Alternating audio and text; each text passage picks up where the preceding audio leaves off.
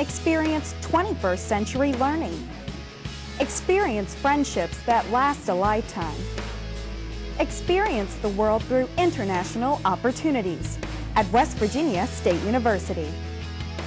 Experience a dynamic learning environment with over 80 areas of study, intimate class sizes, and affordable tuition. West Virginia State University. Experience the power of education.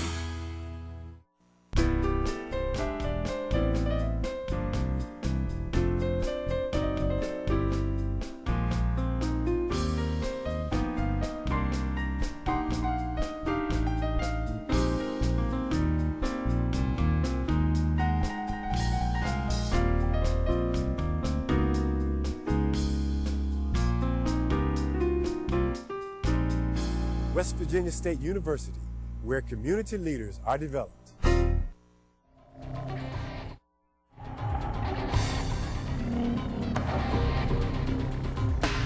Welcome back to the Coach's Corner. I'm your host, Scott Wagner, and we're talking with baseball head coach Cal Bailey. And it's always good to see you. And we talked a little bit about the pitching staff, about the tournament coming up. You talked about the importance of the regional tournament. Now let's go into some of the hitters. You got a lot of power in this lineup, especially Bo Darby, who is the home run king, if you will, in West Virginia State history. He broke the record. He has 57 career home runs, breaking Chuck Carr's record. And he's a senior this year. What about Bo Darby in his fourth year? What do you like about him as a player? Well, Bo's one of those guys that has a special talent. He has power. And, you know, all the cliches, stay within yourself and all that sort of thing. Bo gets a little home run happy sometimes, trying to pull the ball and hit the ball out to left field. When he stays on task and tries to drive the ball up the middle and to right center field, he's a heck of a hitter.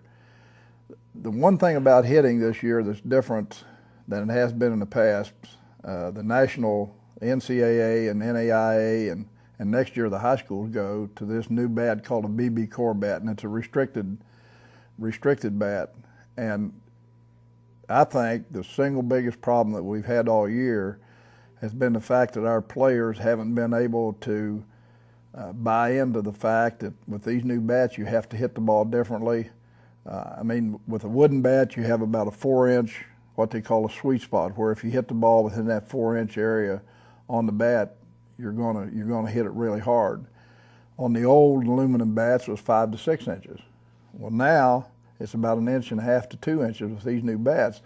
And making the adjustment and trying to get the hitters to realize that you have to be very pinpoint in your accuracy from the time the bat gets back here to get to the ball, to hit the ball more solid.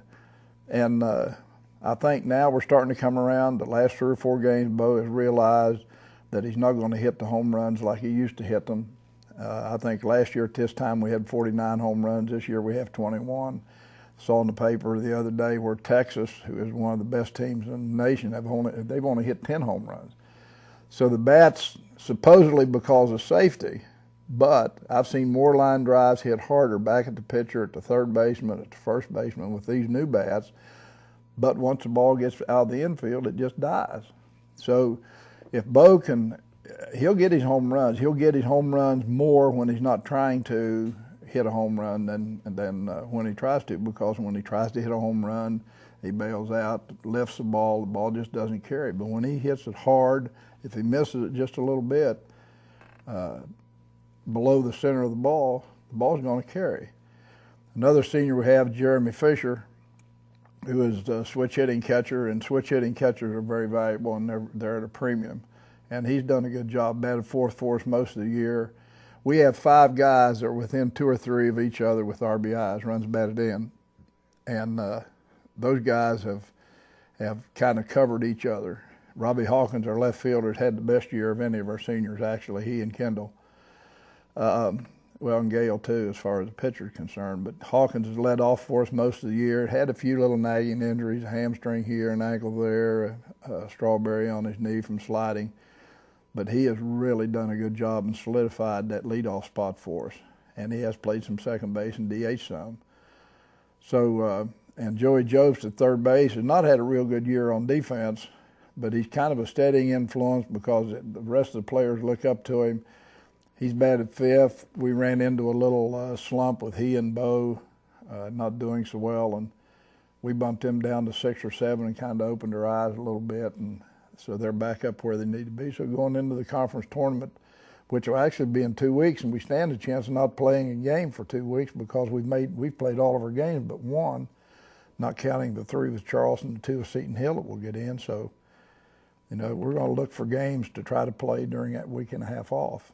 But those seniors have done a good job for us. The other 4 starters have been freshmen, so you have seniors that have a tendency to be a little maybe too relaxed, and this is my last go around, and that sort of thing. And then you have 4 freshmen that are a little jittery sometimes and maybe a little over anxious. So, you know, we'll throw it out there and see what happens, I guess.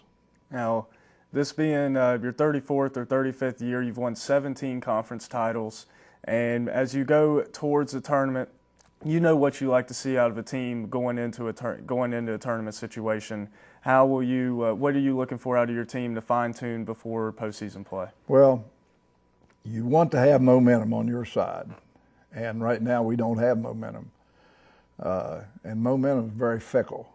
He changes sides a lot. Right now, University of Charleston has momentum, but we're going to try to get him over on our side and see if we can't get Mo to straighten things out. But momentum is what you want. You want to be playing the best ball. We're going to try to play Winston-Salem State, who won the CIAA conference tournament, and they're going to be in the regional, so they don't have a game scheduled for the next 2 weeks. Try to play them, try to get squared away for the conference tournament, hopefully win it, be an automatic qualifier, get to the regional, win that, and go to the World Series. Yes, sir. Well, now, one more thing, talked to you about a recent recruit was signed, announced just the other day. We have about 1 minute left. Talk a little bit about in-season recruiting. I know it's a fine line. You walk there, you know, paying attention to recruiting and then making sure you're ready for the next game. Well, there's so many NCAA regulations. The only thing you can really do and not cross the line would be to talk about the players you've signed. We signed Will Orr, a pitcher, left-handed pitcher from Vero Beach, Derek Mullins, a second baseman from Ripley, Josh Hudson, a pitcher DH from South Charleston, Josh Falbo from Hurricane, who's a pitcher, first baseman, and a power hitter, and David Brown, third baseman, pitcher from Logan. All right. Well, thank you very much, Coach. It was a pleasure to have you on for the first time on Coach's Corner, and thanks a lot for coming on. Look forward to the games this weekend. Thank you. Thank you, Scott. It was a pleasure. You did well. Thank you. That does it for another episode of the Coach's Corner. Thanks to our guest, softball coach Bob Allen, whose Lady Jackets will start tournament play Thursday as the number 3 seed. And, of course, Cal Bailey, the WVSU baseball team, has 7 games left before their tournament begins on May 12th. To follow all WVSU athletics, just go to WVSUYellowJackets.com. For all of us here at the Coach's Corner, I'm Scott Wagner, and I'll see you next week.